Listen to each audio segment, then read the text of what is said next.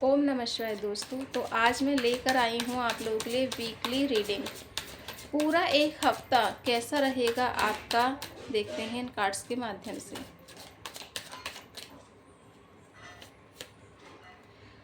सबसे पहली चीज़ तो ये कि आपके साथ जो भी चीज़ें गड़बड़ चल रही होंगी वो सारी की सारी चीज़ें आप पॉजिटिव वे में आपके सामने आएंगी। जो भी चीज़ें आपने अपने पास्ट में की होंगी, करियर, बिजनेस, रिलेशनशिप, किसी से भी रिलेटेड, और उन चीज़ों में इश्यूज चल रहे होंगे तो वो इश्यूज सॉल्व होंगे। साथ ही साथ चीज़ें आपके फेवर में भी आएंगी। हो सकता है किसी पार्टनर से रिलेटेड आप बहुत ज़्यादा सोचते हैं। हो सकता है आपकी पार्टनर आपसे नाराज़ हो गई हो सकता है आपका पार्टनर आपकी बात नहीं मानता हो। तो एक हफ्ते के अंदर अंदर जिन लोगों का ब्रेकअप हुआ है उन लोगों का रियूनियन होने का चांसेस है। जिन लोगों की फीमेल पर्सन जैसे जीएफ वाइफ आपसे नाराज़ हैं तो वो भी मान जाएंगी। और तीसरी चीज़ ये कि उन्हें पसंद है अथॉरिटी।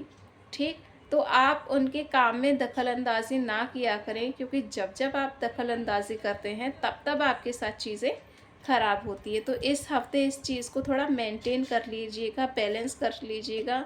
और हो सकता है मनी के बारे में बहुत ज़्यादा सोचेंगे तीसरे दिन आप, क्योंकि ये थर्ड कार्ड है। तीसरे दिन आप मनी से रिलेटेड बहुत सारी चीज़ें सोचने वाले हैं। हो सकता है आपको मनी रिलेटेड इश्यूज़ होंगे। हो सकता है आप किसी से पैसा लेने के बारे में सोचेंगे।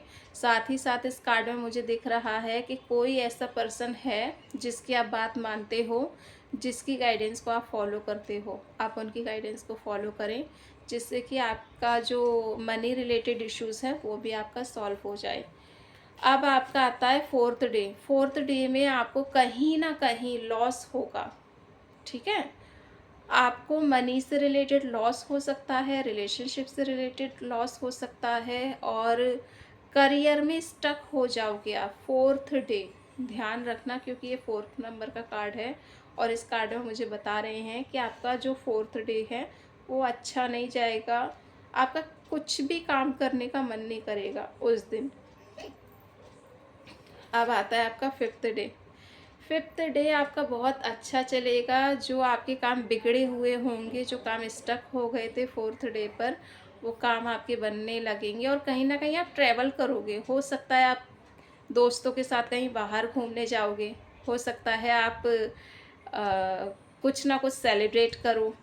हो सकता है आपका प्रमोशन या आपकी जॉब लगे या आपका रियूनियन भी हो सकता है। तो ये चीज़ें आपको रिसीव होंगी। अब आता है सिक्स्थ डे।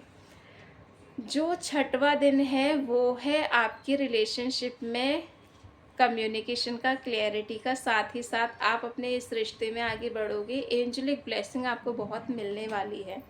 अब आता है सेवेंथ डे। सेवेंथ डे में हो ना हो आपके घर परिवार में इश्यूज होंगे।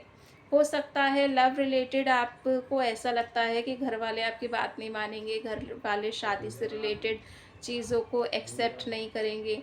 और कार्ड में ये भी दिख रहा है कि आपने अपने घर वालों की वजह से अपने जो थॉट्स थे, ख्वाहिशें थी, उनको दबा दिया है और घर वालों के थॉट्स, उनके डिसीज़न को आप फॉलो कर रहे हैं। जबकि आपका मन नहीं है उन चीज़ों को फॉलो करने का, लेकिन फिर भी आप उन्हें फॉलो कर रहे हैं, जिसकी वजह से आप बहुत ज़्यादा डिस्टर्ब भी नज़र आ रहे हैं। तो जो सातवां दिन है वो आपका कहीं ना कहीं मेडिटेशन वाला है। आपको इस दिन मेडिटेशन करना चाहिए। साथ ही साथ घर वालों की बात मानने वाला है। तो उम्मीद करती हूँ 7 दिन की 7 कार्ड के अनुसार आपको सातों दिन की रीडिंग पसंद आई हो। ओम नमः शिवाय।